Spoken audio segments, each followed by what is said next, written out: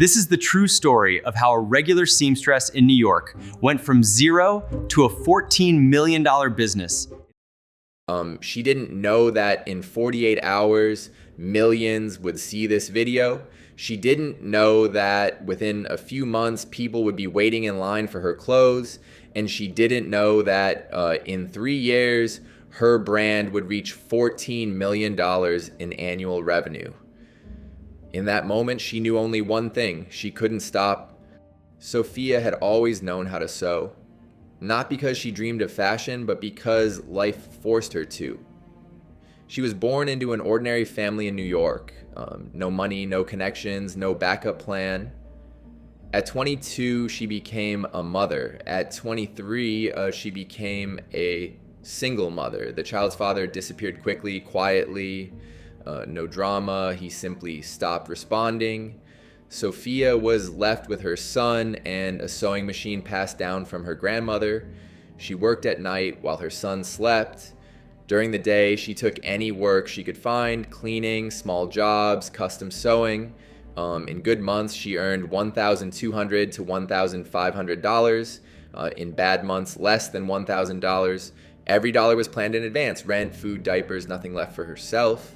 Her apartment was small. The kitchen became fabric storage. The living room became a workshop. The bedroom became everything else. She sewed slowly, carefully, too carefully for mass production.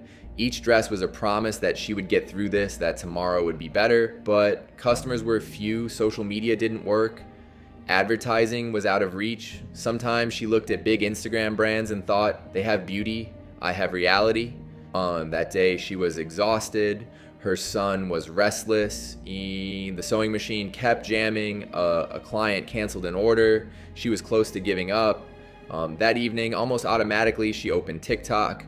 She saw a video of someone simply working. No music, no editing, just hands, just truth.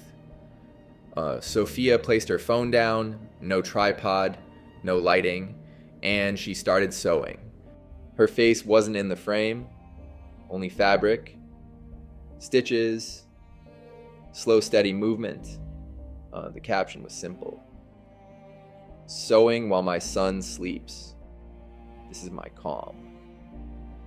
She posted the video and forgot about it, and she checked on her son and went to sleep.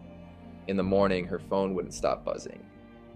First came hundreds of views, then thousands, and then hundreds of thousands. The comments weren't about fashion, they were about life. And I feel this. Thank you for showing reality. Don't stop. After one day, 1.2 million views. After 2 days, 4 million. Her profile grew from 300 followers to 80,000 in 1 week. People started asking, can I buy this? Do you sell? How do I order? Sophia didn't have a website, no brand, no packaging. She only had a few finished dresses. She set the price at $120, nervously, almost apologetically. They sold out in 15 minutes, $3,600 in one evening, more than she usually made in a month. She cried quietly in the kitchen so she wouldn't wake her son. After the first viral wave, Sophia understood one thing: virality is not a business. Business starts when numbers stop being accidental. In the first 90 days after that video, she published 27 short-form videos. Not all went viral. Some reached 20 to 30,000 views. Others passed 300,000. But each video generated consistent demand. The average order value increased from $120 to $165 thanks to limited collections. Monthly orders grew from 30 to 280.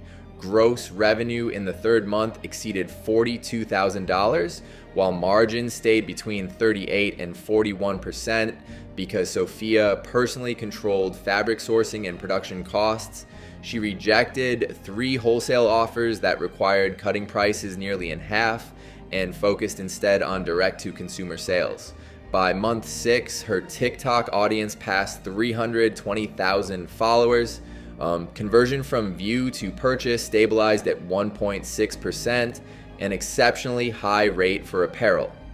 Daily inbound messages crossed 400. She introduced pre-orders with a waiting period of up to 6 weeks. and people waited.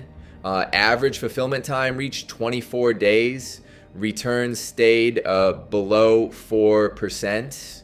Repeat purchases reached 34%. By the end of year one, total revenue hit $1.87 million with approximately $430,000 in net profit. The following weeks were chaos, orders, messages, expectations. She worked 12 to 14 hours a day. Her hands hurt, her back hurt, but for the first time, the exhaustion felt different. By the end of the month, revenue reached about $18,000. She paid off debts, covered rent in advance, bought her son new sneakers, and for the first time in years, she breathed.